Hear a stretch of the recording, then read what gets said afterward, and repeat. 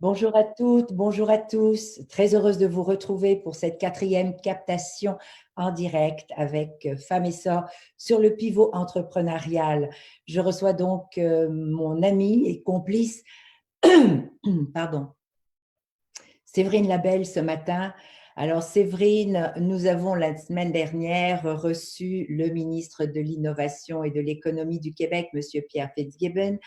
Nous avons eu le plaisir de lui offrir 6 questions de différents entrepreneurs qui viennent de tous les horizons et il a quand même généreusement répondu à tous ces entrepreneurs et plus d'ailleurs. Bonjour Daniel, oui, ça a été vraiment une belle rencontre et on a été témoin encore une fois de l'engagement du gouvernement pour bien soutenir les entrepreneurs à traverser cette crise-là. J'en profite d'ailleurs pour vous parler ce matin rapidement de 2 mesures gouvernementales dont j'ai été témoin dans la dernière semaine. Ce sont des mesures du gouvernement fédéral cette fois-ci, mais je me suis dit que ça valait la peine de vous les présenter puisque ce sont encore une fois des subventions.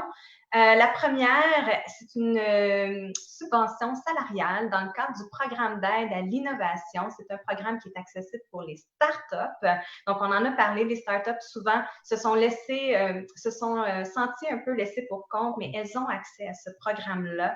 Subvention salariale jusqu'à 12 semaines, mais elles ont jusqu'à ce soir minuit pour déposer une demande. Donc, le programme pour y avoir accès a été très court.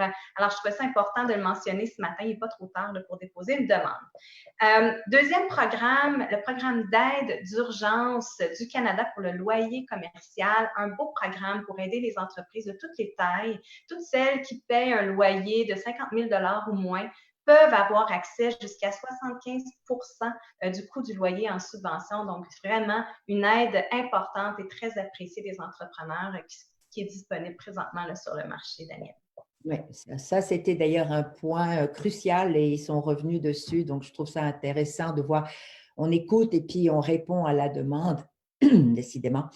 Donc, vous étiez, encore une fois, en direct, plus de 7000 personnes à nous suivre. Je vous en remercie. Nous vous en remercions énormément.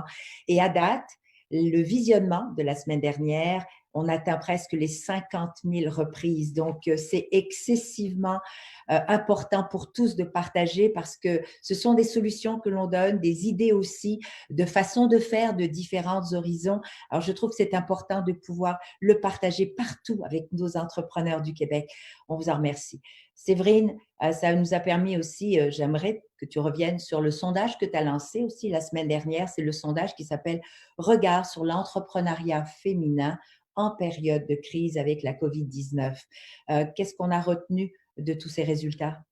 Ben, écoute, la semaine passée, on a déjà dévoilé quelques résultats préliminaires. On est en train de finaliser le rapport complet qui sera d'ailleurs disponible d'ici la fin de la semaine. Mais Daniel, ce qu'on retient, c'est que effectivement, les femmes sont particulièrement touchées par la crise actuelle. On s'en doutait. Maintenant, on le sait. Et une des, je dirais, des moins bonnes nouvelles de ce rapport-là, c'est que 23% des femmes entrepreneurs disent qu'elles doutent fortement être en mesure de se relever de la crise. Donc, c'est une entreprise sur 5 qui risque de fermer à cause de cette crise-là. C'est vraiment, c'est un constat qui fait mal, Daniel, qui fait mal à notre économie. Pour le reste, je tiens quand même à dire que les femmes sont très résilientes. Il y a quand même 3 femmes sur 4 qui se disent confiantes en l'avenir. Mais pour s'en sortir, elles vont avoir besoin d'accompagnement, de soutien financier et elles ont ciblé certains points directs. Alors, on est en train d'évaluer tout ça chez Femmes et Sœurs avec des comités internes pour vraiment être en mesure de nous-mêmes adapter notre offre de service, mais également diffuser cette information-là pour que les autres joueurs de l'écosystème, de même que nos autorités gouvernementales, puissent eux aussi adapter l'offre de service aux femmes entrepreneurs. C'est très important. Disons que ces statistiques que tu viens de donner, c'est la réalité, c'est le pouls du terrain. Et c'est important d'écouter encore parce que oui, il y a la crise maintenant et on y répond, mais c'est l'après. Donc, on parle de relance, mais avec la relance, on sait aussi qu'il y a des gens qui se sont endettés un petit peu plus. Et il y a aussi l'inconnu, comme certaines industries, on a vu hier, on commence un peu le déconfinement, mais il y a encore des secteurs économiques qui n'ont pas été déconfinés, qui vont prendre plus de temps. Donc, ça aussi, c'est beaucoup d'incertitudes. Alors, on va continuer à trouver des solutions, à donner des idées, puis aussi à aider nos gouvernements à entendre le terrain pour pouvoir s'ajuster eux-mêmes. Alors, ce qui m'amène… Les femmes veulent vraiment participer à la relance économique, Daniel, et elles sont prêtes à se retrousser les manches pour y parvenir. Elles sont super résilientes. D'ailleurs, ça m'amène à parler de la thématique d'aujourd'hui. C'est vrai, ces dernières semaines, on a parlé de l'importance de l'innovation, de la flexibilité, de la résilience, de l'entraide, entre autres. Mais aujourd'hui, nous allons parler de gestion de crise, mais dans les deux extrêmes, soit l'hypercroissance et la décroissance, ou du moins la faillite. Effectivement, Daniel, la crise actuelle amène aussi des situations assez extrêmes. Puis je tiens à le mentionner parce que, bon, j'ai parlé des entreprises qui risquaient de fermer. D'ailleurs, on va parler de faillite. Aujourd'hui, on va démystifier les questions derrière ce sujet-là. Mais je tiens à préciser qu'il y a quand même 18% des répondantes à notre sondage pour qui la crise s'est révélée être une opportunité de croissance importante et qui se sont retrouvées finalement en accélération. Alors, les entrepreneurs qu'on reçoit aujourd'hui, notamment, vivent cette situation-là qui amène aussi son lot de défis. C'est facile de dire, c'est facile pour elles sont en croissance. Non, ça amène aussi tout un lot de défis qu'il ne faut pas négliger. Et comme on le dit, parfois, être en croissance rapide, ça peut être aussi dangereux que de démarrer son entreprise. Ça peut venir secouer de plein fouet la pérennité de l'entreprise. Tout à fait. Et donc, c'est pour ça qu'aujourd'hui, on a la chance d'avoir avec nous 2 entrepreneurs, et je dirais bien d'exception, parce qu'on va voir l'innovation, la créativité, le courage, la résilience, le jonglage entre la maman et puis l'entrepreneur, enfin les chapeaux, les multiples chapeaux qu'on porte, et souvent avec ça, comme on dit, et avec le sourire, s'il vous plaît. Donc, un peu plus tard dans l'émission, on a aussi un invité, un expert de Raymond Chabot Grant Thornton qui pourra nous éclairer sur les questions sur la loi de la faillite. Alors, Séverine, pourrais-tu nous présenter notre première invité, s'il te plaît?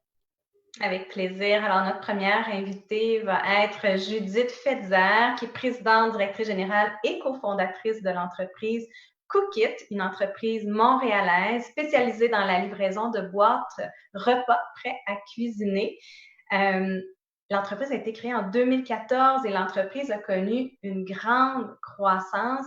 Famessard, d'ailleurs, on a financé Cookit 6 mois avant qu'elle embauche son premier employé. Et aujourd'hui, je vais la laisser en parler, mais c'est rendu une entreprise de plus de 500 employés. Donc, une croissance fulgurante et ça vient avec des défis, d'autant plus qu'une partie de cette croissance-là s'est faite dans les dernières semaines, Daniel.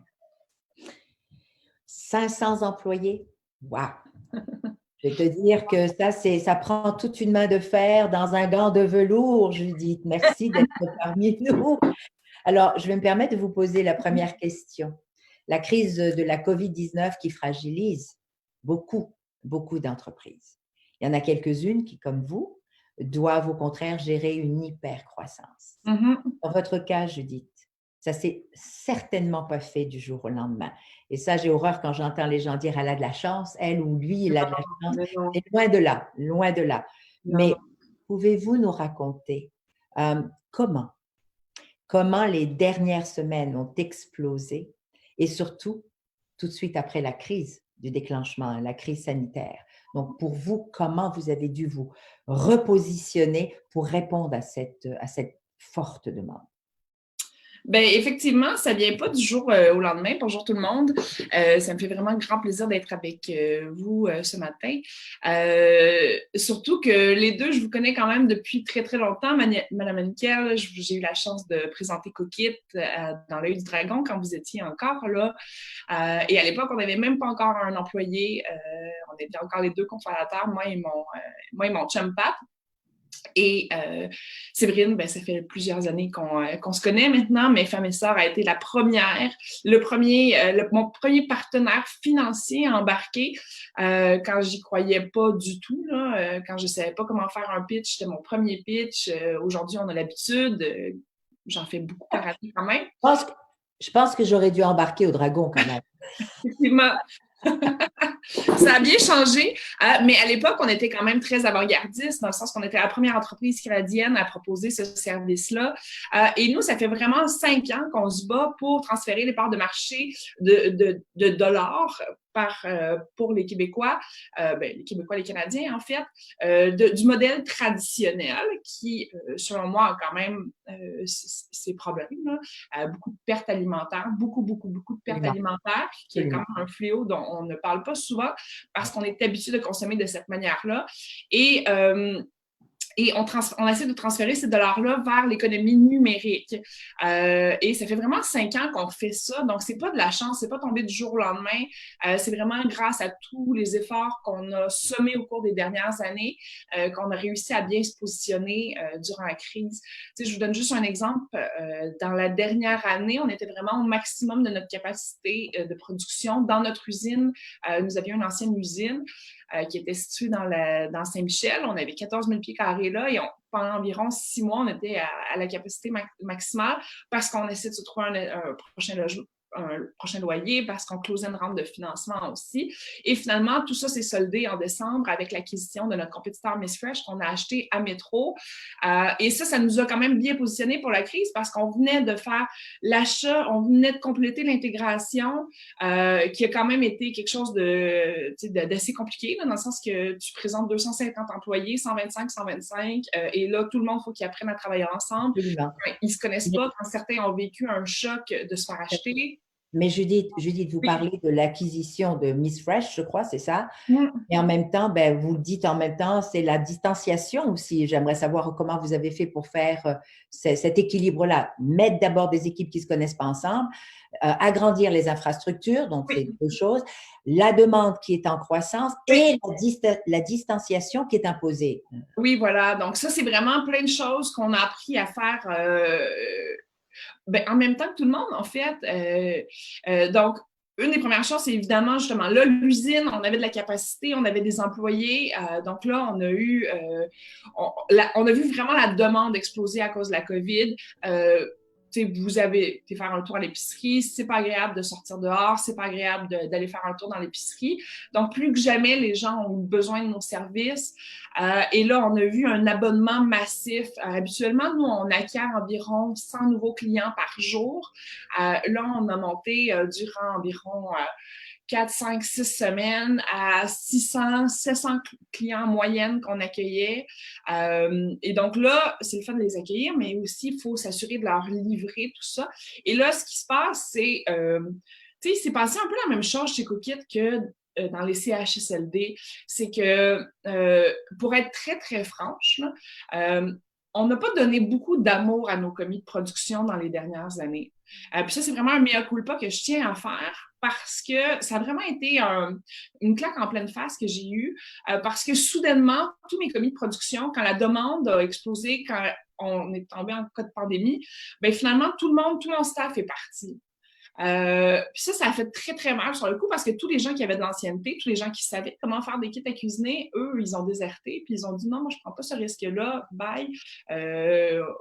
Ça me ramène, juste sur ce sujet-là, Judy, ça me ramène à vous dire qu'il y a des gens, justement, d'autres entreprises et beaucoup, qui ont eu ce même problème où les employés ont décidé que pour des sécurités ou tout simplement une peur, c'est une angoisse personnelle qui s'en vont. Mais comme vous venez de le dire, c'est bien ce que vous venez de faire, c'est de faire un genre de mea culpa. C'est vrai que quand on travaille beaucoup, on n'a pas toujours le temps de faire une tape sur le dos de tout le monde, Ouais. mais c'est d'ailleurs, ça m'amène à la question qui va s'enchaîner, c'est comment vous avez fait pour recruter? Quel a été le processus, ça aussi, parce que vous avez recruté à une vitesse vertigineuse. Ah, définitivement. Et un des avantages qu'on avait, bien justement, donc là, on se retrouve avec 25-30% de croissance par semaine, plus d'employés qualifiés, donc on se retrouve vraiment face à une pénurie de main-d'œuvre. Mais avant l'annonce du PCU, c'était l'Eldorado des candidatures. J'avais des gens qui avaient qui avaient de l'expertise, qui avaient du travail en usine, j'avais des pleins d'ingénieurs, c'était vraiment l'Eldorado. Et donc là, ce qu'on a créé, c'est qu'on a créé une escouade tactique qui, elle, c'était des gens d'événementiel ou peu importe, qui venaient de perdre leur emploi. Et là, on leur a bâti un script, un canevas, on les a formés à distance sur Zoom. Donc, on avait 6 personnes qui recrutaient 40 heures semaine, donc qui passaient à travers toutes les candidatures. Et là, donc, il fallait, tu sais, pour scaler une entreprise, tu sais, habituellement, on est habitué de scaler, c'est environ 15% par mois de croissance en temps moyenne chez Cookit. Ouais. Donc, on est quand même habitué à vivre la croissance, mais pas de l'hyper-croissance comme ça. Donc, ça a vraiment été un mois d'apprendre à scaler comme ça avec nos équipes. Puis, on a eu 2 plus grosses problématiques qui étaient justement que nos employés d'expérience ont quitté, d'accueillir tout ce nouveau monde-là, de les former. Là aussi, de gérer la peur, là, juste le processus d'accueil et d'intégration dans l'usine, c'est quelque chose à mettre en place. Habituellement, tout le monde commence son chiffre à 7 heures, tout le monde arrive en même temps, il n'y a pas de prise de température et tout, mais là, il faut créer un parcours, il faut engager des ressources supplémentaires qui vont prendre la température, qui vont valider tout le monde, qui vont fournir les masques. Là, les masques, c'est cute, tu sais, de dire, bien, il faut fournir des masques et des visières à tous ses employés, mais les ressources ne sont pas là. Je pense que j'ai fait ça pendant 2 semaines, chercher des masques et des visières. J'imagine pour faire tout ça, ça prend aussi des liquidités, là, parce que investir dans embaucher autant massivement, comment tu t'y es pris pour avoir l'argent suffisant pour pouvoir investir comme ça? L'avantage du modèle d'affaires de Cookit, moi j'adore ce modèle d'affaires-là là, sur tous les points, là, pour le consommateur, pour le gaspillage alimentaire, pour les liquidités. J'ai jamais vraiment de problème de cash flow parce qu'en fait, nous, on facture le mercredi de la semaine et donc on a l'inventaire vraiment très, très précis de ce que les clients, on va devoir sortir comme nourriture durant la prochaine semaine. Donc, on facture, le client paye à ce moment-là et nous, on paye nos fournisseurs 30 jours plus tard. Donc, en termes de cash flow, c'est très, c'est pas comme je veux vendre des chandails, je suis obligée de m'acheter 200 000 de chandails en premier avant de les revendre peut-être, puis avoir le chèque dans peut-être 3 mois. Là. Donc, pour ça, c'est une des différentes beautés de ce modèle d'affaires-là. En même temps, vous avez moins de dépenses aussi alimentaires, comme vous venez de dire. Vous êtes quasiment, vous savez combien de commandes vous avez eues, ce que vous devez faire aussi pour ne pas avoir de pertes.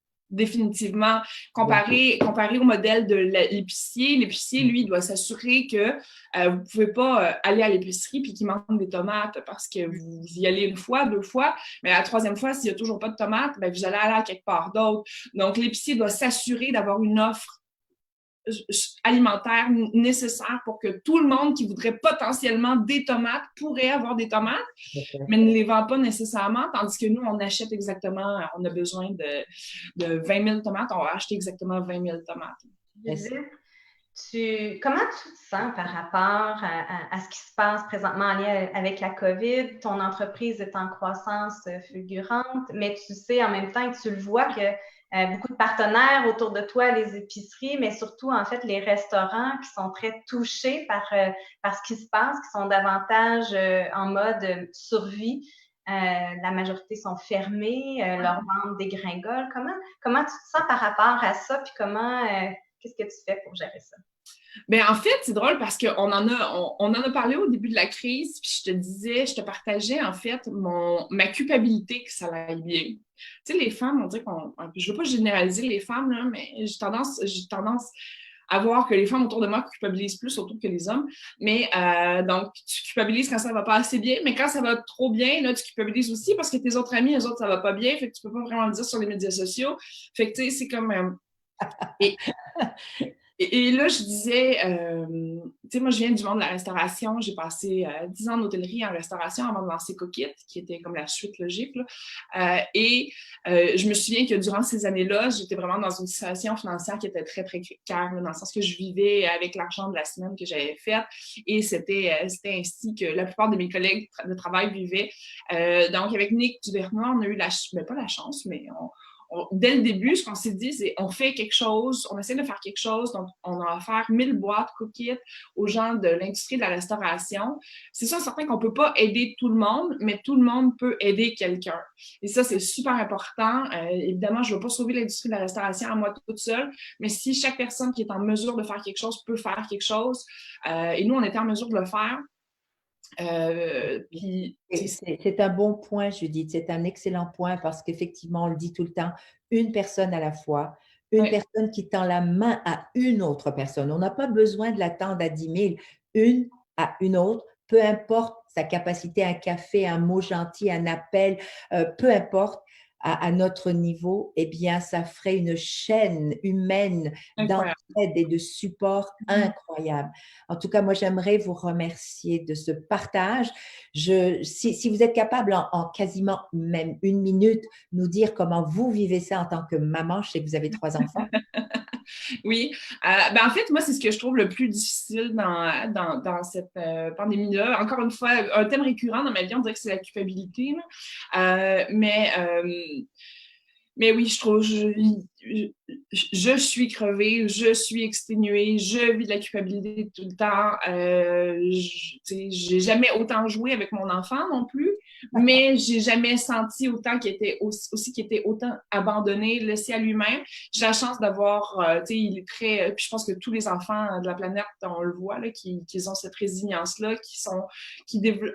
Mais effectivement, je culpabilise à cause du temps de tablette, je culpabilise à cause que des fois, de ne pas avoir la force de... Tu sais, même moi, j'ai une entreprise de kit à cuisiner, là, puis ça fait 2 soirs que j'ai pas la force de faire à souper. Honnêtement, que j'ai jamais écouté la télé sur l'heure du souper, mais ça fait 2 soirs que je le fais parce que j'étais...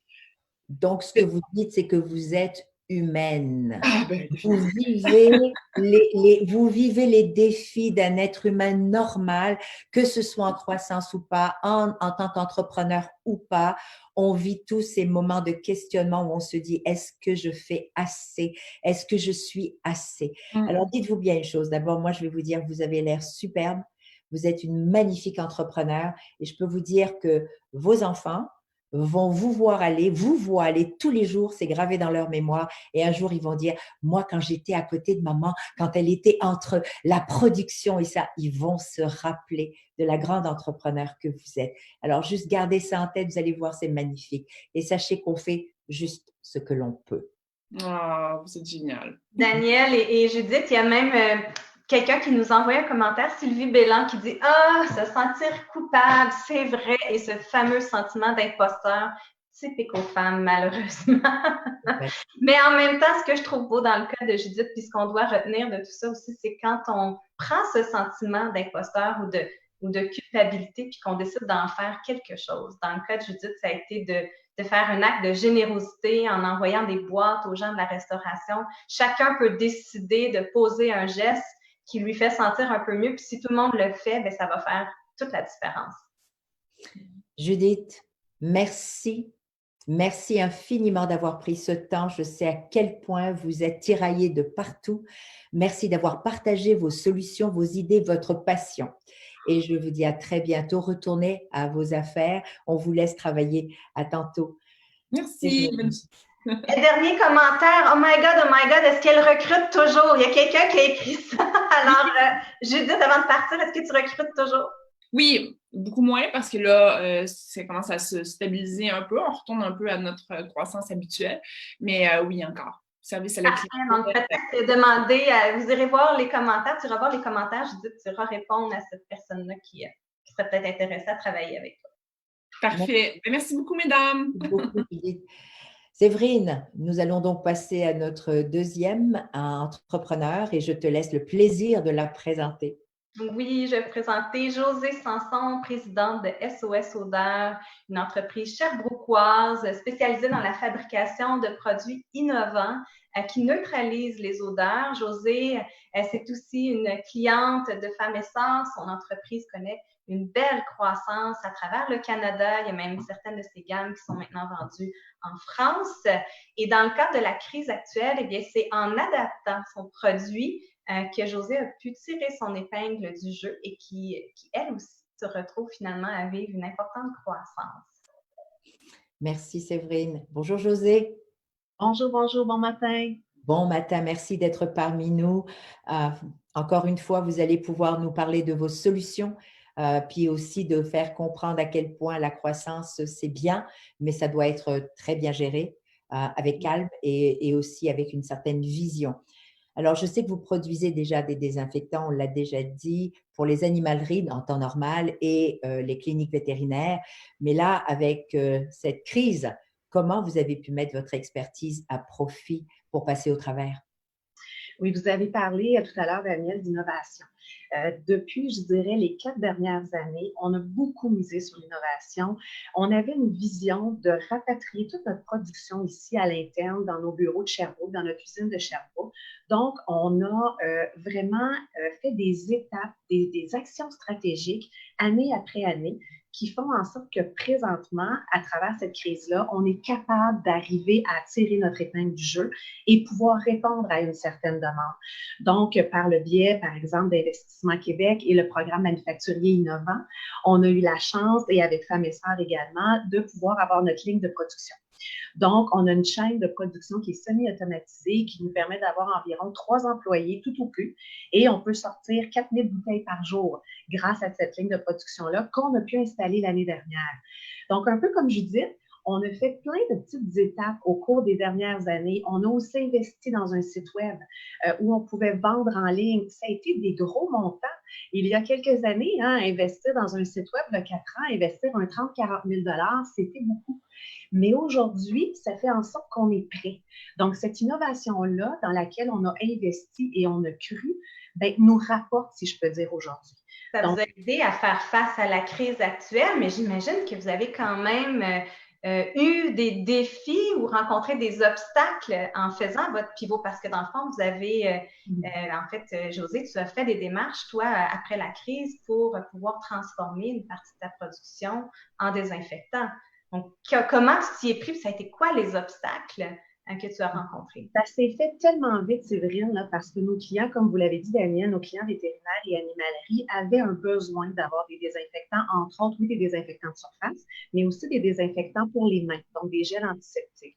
Et quand on a vu ça, nous, on s'est retourné pour voir un peu rapidement auprès de nos fournisseurs, est-ce qu'on a, ou j'ai des amis aussi qui sont en affaires, qui font de la fabrication de produits désinfectants, pour se rendre compte que finalement, même eux, la problématique qu'ils avaient, ils n'étaient pas capables de fournir leurs propres clients. Donc, c'est là qu'on s'est tourné, on a regardé, on a parlé avec notre équipe de chimistes et en dedans de je vous dirais une demi-heure. L'objectif était fait, la vision était faite. On fabrique notre propre désinfectant pour les mains. Et en dans 48 heures, j'ai reçu l'échantillon et on est parti de là. Là, c'est certain, il y a eu beaucoup de blocages parce qu'on est en pénurie de beaucoup de matières premières. Donc, les obstacles qu'on a rencontrés, par exemple, c'est la fameuse matière première pour faire du gel, c'est une poudre. Et on a entendu beaucoup parler à la télévision, le carbopol, qui est une matière première qui est en rupture de stock mondiale. Elle vient de l'Inde et en plus, l'Inde a connu des choses, des moments très difficiles au cours des dernières semaines. Donc, en partant de ça, il fallait trouver une matière première qui était équivalente pour faire du gel, pour que ce soit du gel et non pas un liquide. Alors là, je vous dirais que ça a été quelque chose.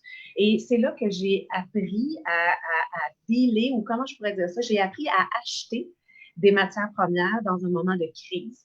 Donc, on ne pose plus la question à nos fournisseurs, quel est le prix? On pose la question, est-ce que tu en as? Ouais. Mais c'est ça, c'est un vertige, c'est vraiment un vertige, c'est une spirale incroyable. Mais comment est-ce qu'on la gère? Comment on gère cette spirale et comment on gère les RH? Comment on gère les finances tout en même temps? Josée, dites-nous comment vous le faites là, parce que vous avez l'air quand même posé, vous avez l'air de, mais Seigneur, que ça doit être toute une gestion de crise. Vous avez tout à fait raison, c'est toute une gestion de crise, puis en même temps, je vous dirais, ça va tellement vite qu'on n'a pas le temps de réfléchir trop.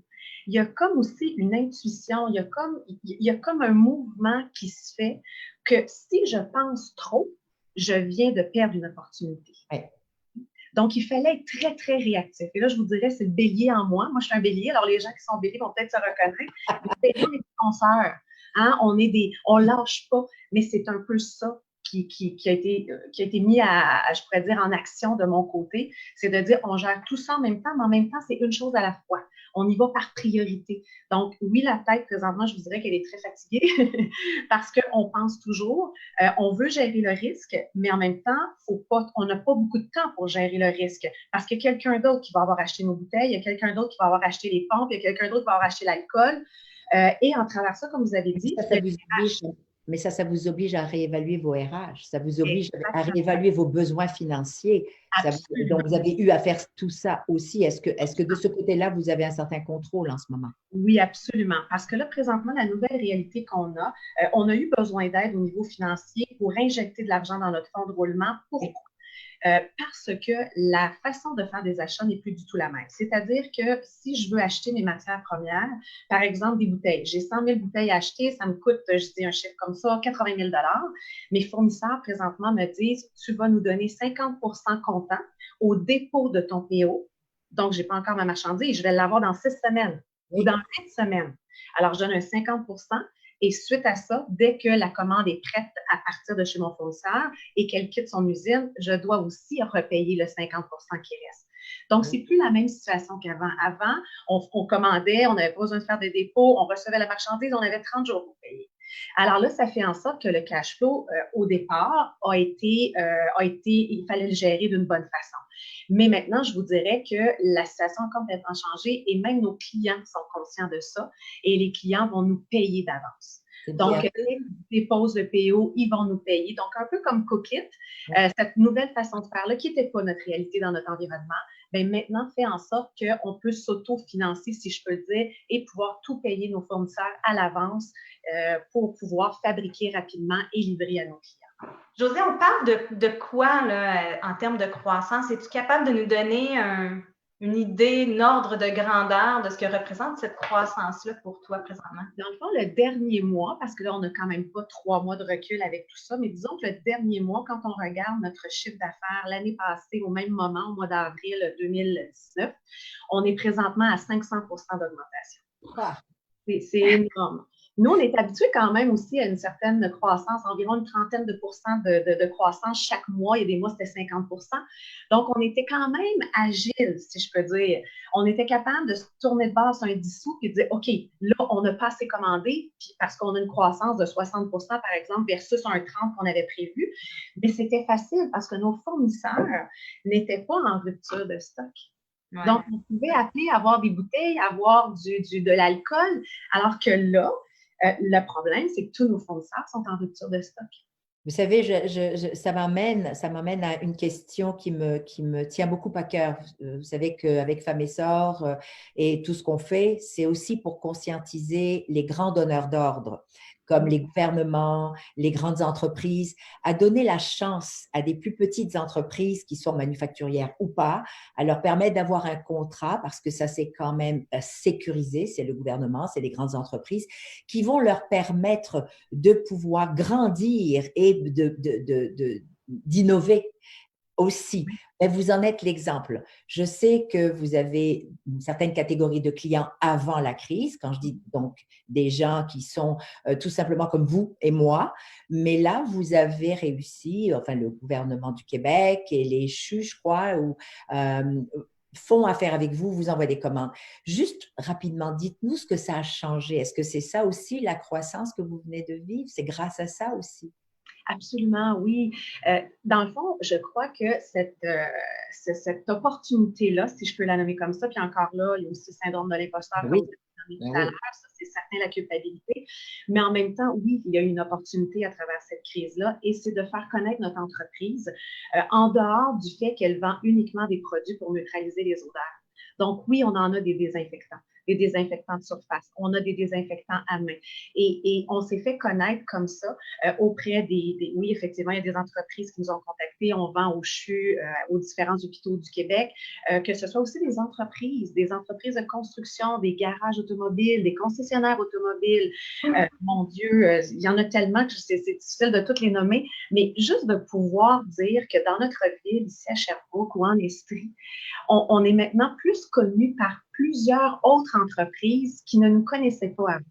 Et de pouvoir les servir, ça pour moi, je suis tellement contente parce que quand j'entends dire qu'ici à Sherbrooke, on manque de désinfectants, les entreprises présentement qui sont en train de réouvrir, entre autres la construction, manque de désinfectants pour désinfecter les outils des employés, manque de désinfectants parce qu'ils doivent avoir des désinfectants à main sur le comptoir lorsque les clients vont rentrer à la réouverture des commerces. De savoir qu'ici à Sherbrooke, il y a un manque de ça. Mais ça me brûle les lèvres. Je m'excuse, Josée. Comment vous faites? Parce que moi, je le vis à tous les jours. On a plein de questions. C'est vrai, on en a parlé dernièrement.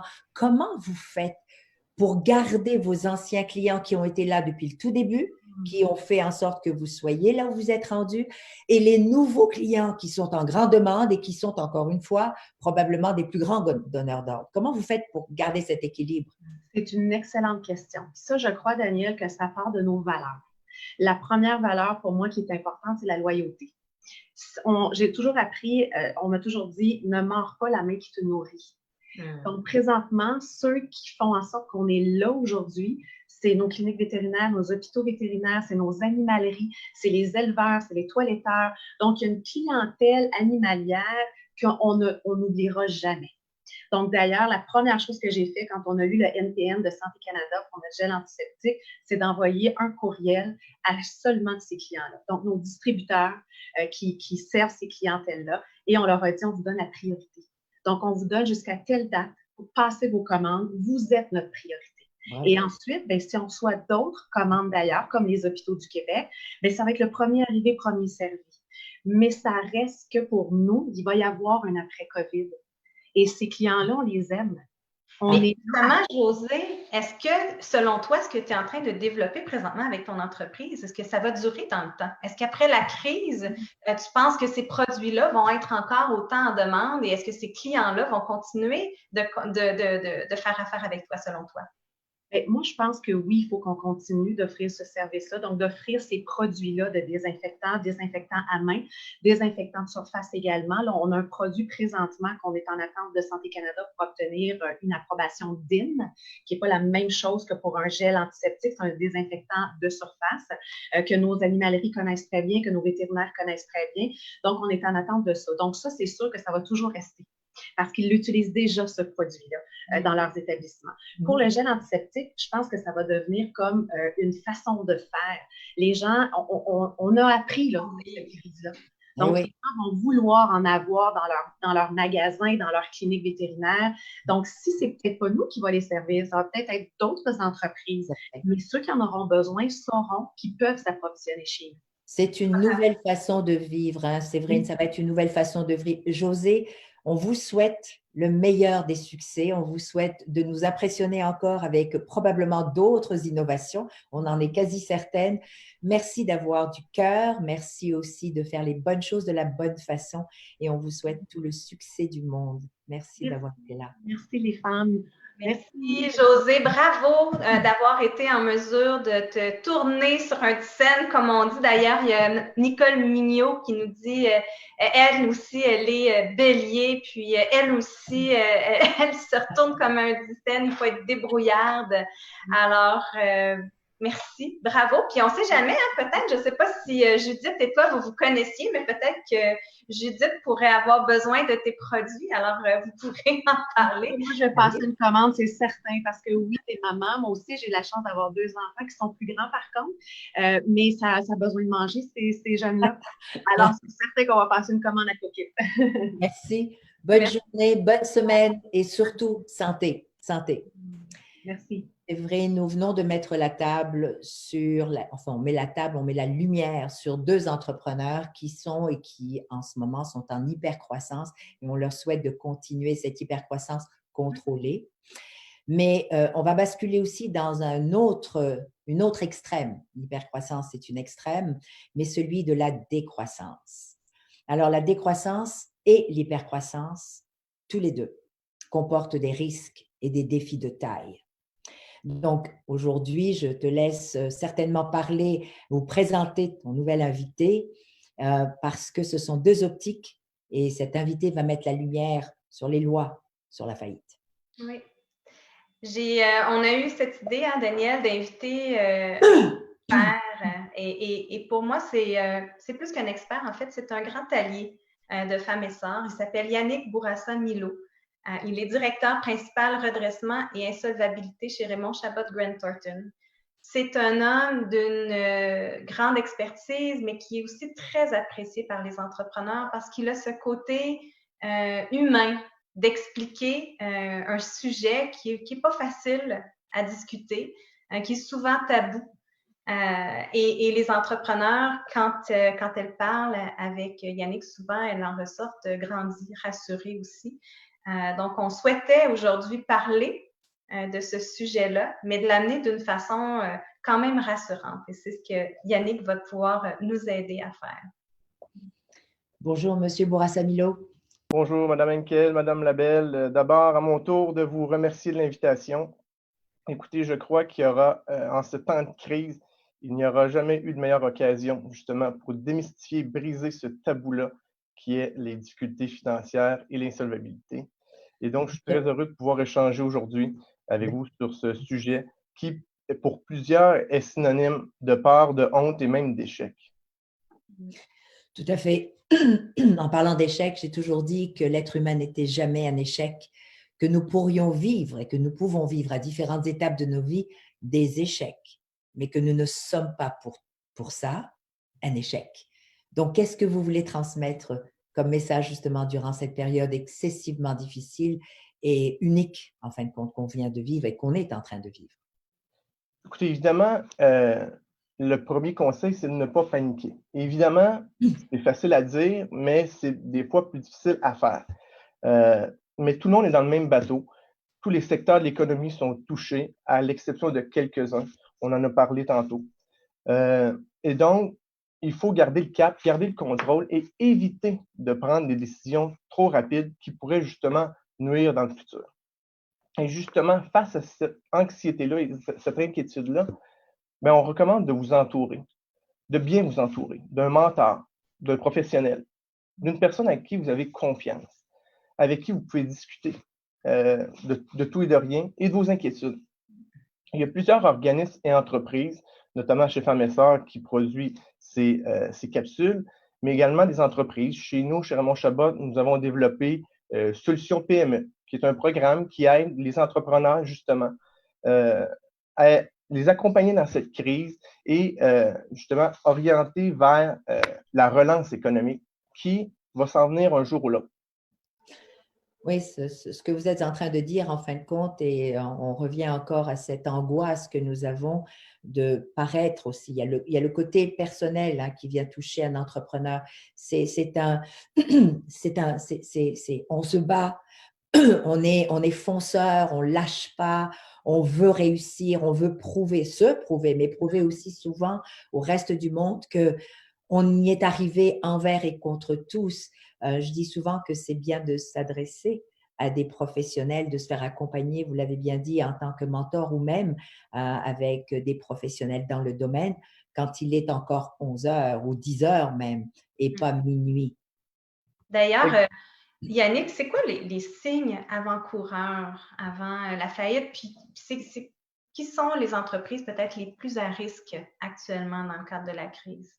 En fait, tout juste si vous me permettez, avant de mentionner les signes, j'aimerais rappeler aux gens qui nous écoutent parce que lorsqu'on entend faillite, loi sur l'insolvabilité, c'est des termes qui nous font peur.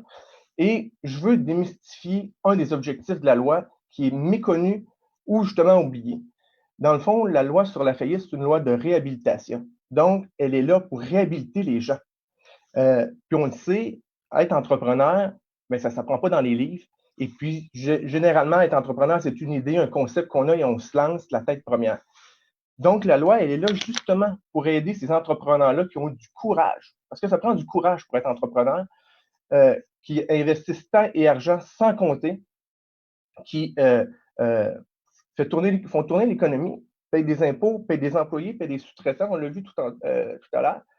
Et donc, la loi est là pour dire, OK, s'il arrive quoi que ce soit, ben, c'est pas vrai que vous allez traîner tout ce fardeau financier-là toute votre vie. On va vous donner une seconde chance et vous allez pouvoir renaître. Je compare souvent la loi sur la faillite à un filet de sécurité. Donc, lorsqu'un entrepreneur plonge, ben oui, il y a le filet de sécurité qui est là. Et s'il arrive quoi que ce soit, ben la loi sera là pour vous aider et vous donner une seconde chance. Donc, pour revenir à vos questions, ben oui, on en a discuté un petit peu tantôt. Les symptômes qu'on voit dans l'industrie, c'est essentiellement en 3 grandes catégories. Des signaux externes, internes et financiers. Externes, quand on parle d'externes, les signaux avant-coureurs, on entend par là, évidemment, les crises. On n'a aucun contrôle là-dessus. On en vit une présentement. Donc, c'est des éléments qu'on n'a pas de contrôle. Il y a également l'industrie. On pense que les secteurs qui seront le plus touchés, sans surprise, par cette crise sera essentiellement l'hébergement, la restauration, peut-être même la construction et évidemment le commerce de détail. Le commerce de service aussi. Oui. Commerce de service. Exact. Ensuite, il y a la disponibilité de la main-d'œuvre. On n'a pas de contrôle. Vos invités en ont discuté tout à l'heure également. La disponibilité de la main-d'œuvre peut être un facteur et un signe d'insolvabilité important. Si on n'est pas capable de trouver des gens pour venir nous aider, ben on sait ce qui peut arriver. Et puis, je donne souvent l'exemple, puis un exemple qui est quand même pas super plaisant à entendre, mais les résidences pour personnes âgées, ils vivent une crise. Il n'y a pas de main-d'œuvre pour y aller. Et puis, c'est dans un secteur extrêmement risqué actuellement. Donc, ça reflète un peu un signe au niveau externe, du moins. Concernant la catégorie interne, mais là, c'est tout ce que l'entreprise peut contrôler au niveau de sa façon de faire et tout ça. On parle de là la technologie. Les gens, les entrepreneurs qui ont peu ou pas investi en technologie aujourd'hui, avec le commerce en ligne, peuvent s'en ressentir affectés. Il y a également l'information financière. Les gens, les entrepreneurs, généralement, sont beaucoup business et sont beaucoup sur le plancher. Donc, l'aspect information financière est souvent délaissé, pas nécessairement par manque d'intérêt, mais par manque de temps.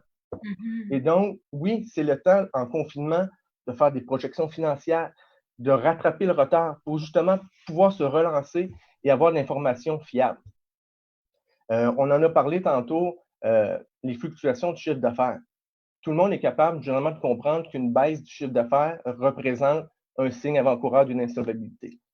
Mais vous l'avez bien dit tantôt, une hypercroissance peut également être un signe d'insolvabilité, simplement dû au fait que pour gérer cette croissance-là, l'entrepreneur devra investir en ressources humaines, en équipement, en matériel. Et gérer cette croissance-là vous devra nécessiter une compréhension de où provient cette croissance. C'est-à-dire, est-ce que c'est une croissance temporaire ou une croissance permanente?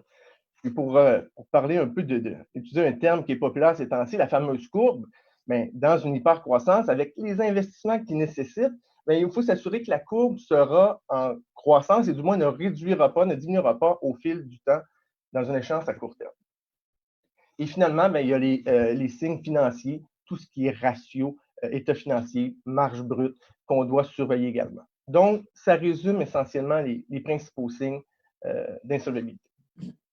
Mais là, on s'aperçoit qu'on est plus à risque. Alors, qu'est-ce qu'on fait? Qu'est-ce qu'on fait quand on s'aperçoit que justement, que ce soit sur le plan des RH ou financier ou de la croissance rapide ou de la décroissance? On fait quoi? Avant d'arriver à la faillite, il doit y avoir d'autres options, j'imagine. Oui. Écoutez, comme je mentionnais tantôt, mon fameux filet, les gens, puis je dis souvent aux gens, lorsque les personnes sont mourantes, ben, ils n'attendent pas d'être mourantes pour consulter un médecin ou un spécialiste. Donc, c'est la même chose pour votre entreprise. N'attendez pas que votre entreprise soit mourante pour consulter un spécialiste parce que généralement, il y a beaucoup de solutions, outre la loi, pour vous sauver ou pour sauver votre entreprise. Donc, c'est important parce que, oui, vous en avez parlé, il y a évidemment la faillite. Puis la faillite, les gens voient ça d'une manière négative, mais des fois, ça peut être un champ du signe qui, en fait, est une délivrance totale pour une personne qui vivait une crise financière dans son entreprise depuis plusieurs mois, plusieurs années. Donc, ça peut même être une délivrance.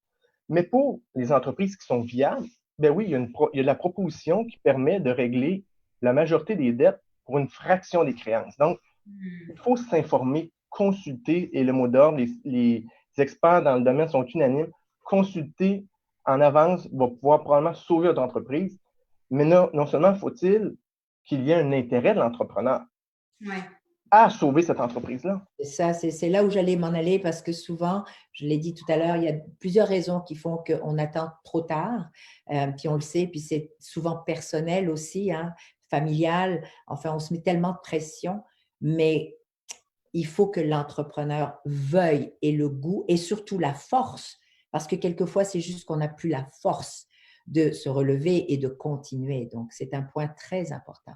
Effectivement, écoutez, lorsque vous appelez prendre une consultation, en fait, la première consultation est gratuite et c'est confidentiel. Donc, vous ne serez pas tagué lorsque vous allez marcher dans la rue comme quoi vous avez consulté ou vous avez fait une faillite. C'est confidentiel. Et généralement, puis moi, je le vis surtout en ce temps de crise, les gens qui m'appellent me disent « Ah, ça fait 3-4 jours, même plusieurs mois que j'attends d'appeler, je suis stressé. » Et donc, c'est des heures de sommeil en moins. Et généralement, les questions sont, j'appelle ça des questions banales pour moi, que c'est tellement simple à répondre et je vois tout de suite le poids sur les épaules de cet entrepreneur diminuer. Et donc, il faut appeler de manière préventive. C'est la meilleure des choses à faire, surtout dans ce contexte-ci, parce que ce n'est pas vrai que toutes les compagnies vont faire faillite. Et vous l'avez si bien dit tantôt, les gens, il faut collaborer ensemble dans ce temps de crise-là. On a vu les artistes, les sportifs collaborer entre eux justement pour essayer de renaître. Bien, c'est la même chose pour les entrepreneurs. Il faut collaborer, puis vos invités l'ont très bien dit tantôt. C'est vrai. J'ai une question, Yannick. L'émission qu'on anime, Daniel et moi, on essaie d'inspirer les entrepreneurs à faire pivoter leur entreprise, trouver des nouvelles façons d'adapter leurs produits, leurs services pour être en mesure de reprendre le plus rapidement possible leur activité économique et de se relancer. Maintenant, on le sait que dans certains secteurs, c'est quand même beaucoup plus difficile. On pense par exemple au secteur événementiel. C'est pas demain matin que les gens vont accepter de se réunir à nouveau en personne. Puis des événements en ligne, il y en a des tonnes et des tonnes. Est-ce que dans certains cas, pour éviter la faillite, d'hiberner, de trouver des façons d'hiberner le plus longtemps possible peut être une façon d'éviter la faillite, justement? Un très bon point, Madame Labelle. Écoutez, moi ou les gens qui communiquent avec nous durant cette crise-là, notre recommandation, justement, puis toujours en lien avec l'intérêt de l'entrepreneur, c'est d'attendre. Il y a des programmes gouvernementaux. Pas plus tard qu'hier, le premier ministre Legault a mentionné qu'il était derrière les entrepreneurs, qu'il y a des programmes additionnels qui seront fournis. Donc, pour ces entreprises-là qui sont dans un secteur un petit peu plus difficile, c'est d'attendre. Évidemment, comme je disais, je me répète un petit peu, l'intérêt est là. S'il n'y a plus d'intérêt, évidemment, ben oui, c'est d'analyser tout ça. Mais s'il y a toujours de l'intérêt, le feu sacré, et moi, je recommande d'attendre. Et les banques donnent des moratoires de capital et d'intérêt. Il faut bénéficier de tout le support qu'il y a présentement et qui est offert aux entrepreneurs. Ce que vous nous dites, en fin de compte, M. Bourassa-Milo, c'est de se poser les bonnes questions, de vouloir répondre honnêtement à nos intérêts à nous personnels d'abord et avant tout, notre capacité physique, mentale et financière aussi de pouvoir se relever, de vouloir continuer, d'agir immédiatement et même avant d'arriver à là, c'est de faire quelques appels avec des professionnels pour demander conseil. Ça, c'est vraiment un point important. Il faut le dire et le redire. Vous êtes là pour ça. Et puis, ça ne coûte pas si cher que ça. Ça peut sauver des entreprises, mais ça peut aussi sauver des humains sur le plan de la santé mentale aussi. Et comme vous l'avez dit, quand on ne dort pas beaucoup, ce n'est pas très bon ni pour soi ni pour la famille. Et ça peut sauver effectivement des couples aussi, généralement. Ça vient. C'est un bon point. Encore aussi qu'il y a quand même beaucoup d'entreprises qui sont dirigées, détenues par des couples, mais même quand c'est juste un des deux, des fois, ça peut être très ardu pour l'autre de comprendre la réalité de son conjoint ou de sa conjointe. Yannick, en terminant, peut-être la première action à prendre pour une entreprise qui se trouve présentement en sérieuse difficulté financière, ce serait quoi? Ben moi, comme je dis, c'est d'adhérer aux programmes qui sont offerts, de communiquer avec vos créanciers. Puis je prends l'exemple de Femmes et Sœurs. Vous êtes extrêmement réceptifs, vous êtes là pour votre clientèle. Vraiment, vous faites un travail incroyable. Et aux entrepreneurs, aux prêteurs, de communiquer ensemble. Oui, peut-être tantôt, ça va être le temps d'appeler un syndic, d'un professionnel d'insolvabilité. Comme je disais tantôt, il n'y a pas de coût et justement, la consultation peut être très formatrice et rassurante. Donc, en temps de crise, il ne faut pas prendre de décisions irréfléchies et communiquer, mentor ou avec un professionnel, personne de confiance. Donc, il ne faut pas lâcher et ça va bien aller. Franchement, Séverine, vous avez bien choisi. Ah oui. Vraiment, vous êtes, comme elle l'a dit, rassurant, pédagogue.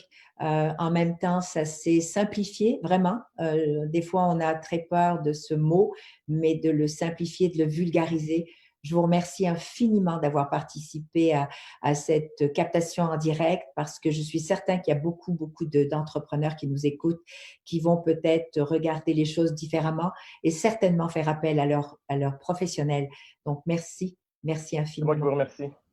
Oui, merci beaucoup, Yannick. Et puis, chez Femmes et Sœurs, on le voit, il y a quand même beaucoup d'entrepreneurs qui nous appellent avec des questions, qui ont besoin d'être rassurés sur les étapes. Puis, c'est pas facile de faire le premier pas, de prendre le téléphone et d'appeler pour parler de ces difficultés-là. C'est souvent un mythe, hein? On veut pas être étiqueté avec un échec. Et je pense que des personnes comme Yannick permettent de regarder ce défi-là avec une nouvelle perspective et de le voir comme une étape dans notre parcours entrepreneurial. Merci. Merci beaucoup et bon succès à vous. Et continuez de sauver nos entreprises, s'il vous plaît. Oui. Merci. C'est important. Séverine, je crois que ce moment est un moment important qu'on vient de faire. J'aimerais te dire aussi qu'on arrive bientôt à la conclusion de notre 4e captation. Je tiens à te remercier personnellement parce que c'est pas simple de faire ce qu'on fait, c'est pas simple de faire ce que tu fais avec ton équipe non plus parce que tu reçois quand même, tout le monde est angoissé, tout le monde est anxieux, les gens veulent des réponses, veulent des solutions rapides. Donc, c'est de gérer toi aussi des crises, je dirais humaines, plus que des crises financières quasiment. C'est ça qui trouble. Et je pense qu'on a amené un beau côté, un côté où on voulait être à l'écoute et permettre aussi, comme je l'ai dit souvent à tous, d'être aussi à l'écoute des demandes du terrain, de soutenir, de rassurer dans cette période de crise qui est vraiment tellement importante, j'ai plus de mots, elle est énorme et on ne connaît pas non plus demain. Mais je crois que de s'arrêter à aujourd'hui, de faire de notre mieux d'avoir des organisations comme la tienne, des équipes comme la tienne, des ressources qu'on peut appeler, ça aussi, c'est important. Puis, comme je le dis, on est quand même bien nantis au Québec et au Canada pour avoir eu accès à ces programmes rapidement. Et j'espère qu'on pourra en sauver beaucoup d'entreprises. J'espère aussi, puis je pense, Daniel, que d'en parler, puis de rendre accessibles des exemples inspirants d'entrepreneurs qui sont en train de vivre la crise comme tout le monde et qui trouvent des façons innovantes de pivoter, de trouver des solutions, de bien s'entourer, de faire preuve de solidarité, des fois avec d'autres entrepreneurs, des fois avec des communautés qui sont plus touchées. On a appris tout ça dans les 4 dernières semaines, Daniel. On s'était engagé donc à parler de pivot entrepreneurial pendant le temps de crise durant tout le mois d'avril. C'est déjà notre dernière émission du mois d'avril, mais certainement pas la dernière émission de notre série Une fois pour toutes. Merci à toi, Daniel, et à toute ton équipe de rendre disponible la plateforme danielhenkel.tv, un média de solutions pour pouvoir nous adresser, comme on l'a fait dans les dernières semaines, aux entrepreneurs et leur offrir des solutions inspirantes pour se sortir de cette crise-là le plus indemne possible. J'apprécie et encore merci à tous ceux qui nous écoutent. N'hésitez pas à aller sur la plateforme Femmes et Sœurs. N'hésitez pas à retourner vers danielhenkel.tv constamment, partagez, parlez-en, posez vos questions, donnez-nous vos commentaires. On est là pour les transmettre, pour être… En fin de compte, on est le lien entre vous et les différents paliers de décideurs et on vous promet de faire toujours de notre mieux pour aller vous chercher les meilleures solutions possibles avec du positivisme. C'est surtout ça et beaucoup d'espoir. Donc, je vous donne rendez-vous pour notre prochaine captation en direct avec quelqu'un d'intéressant aussi, l'honorable ministre du Travail, Monsieur Boulet. Donc, à très bientôt. Au revoir. Merci, au revoir tout le monde.